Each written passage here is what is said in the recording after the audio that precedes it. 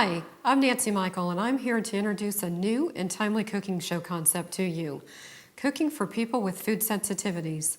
Personally, I'm challenged with lactose intolerance, gluten intolerance, and hypoglycemia. When I talk to people, they often ask me, what can you eat, since I can't eat so many foods that they're used to eating or that are their favorite foods. There is actually a wide variety of foods out there that I can eat. What I do is I focus on creating my own dishes that use fresh ingredients that with the flavor combinations can just make your mouth sing. There's been an explosion over the last several years of people being diagnosed with food sensitivity. Oftentimes it's a result of a misdiagnosis, as it was for myself. However, you can see that it's hit the mass appeal when you see such a national restaurant chain as Outback Steakhouse create a gluten-free menu, or Procter & Gamble, a major food manufacturing company, create a gluten-free line of foods. I have created a cookbook that addresses both gluten intolerance and lactose intolerance. So what I'd like to do today is cook an Italian frittata for you. So we're going to start today with a combination of eggs and egg white. Going to add some lactose-free milk, and then also some goat cheese. Goat cheese is naturally low in lactose, so most people who are lactose intolerant can still eat it well. So let's go ahead and get these combined, break up those egg yolks, and just start by combining it a little bit.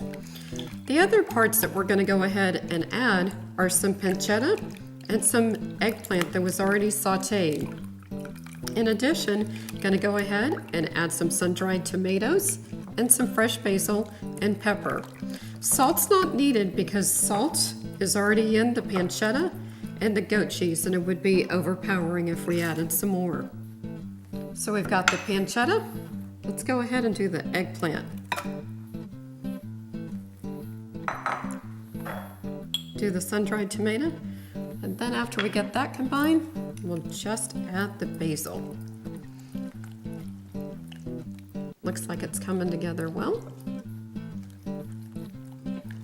It's going to be able to create a nice hearty dish for either brunch. Sometimes my husband and I often have this for dinner, just as a green salad on the side. It makes a nice dinner any time of the year.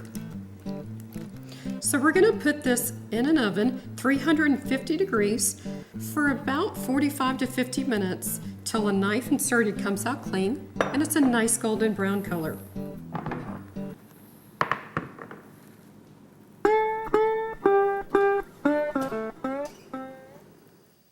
So our Italian frittatas come out of the oven and we let it rest for just a few minutes. As you can see, it's turned out to be a beautiful rustic looking dish. I'm going to go ahead and slice it so you can see how the flavors stay consistent throughout. Don't you wish you were here to have a bite of this? Let's go ahead.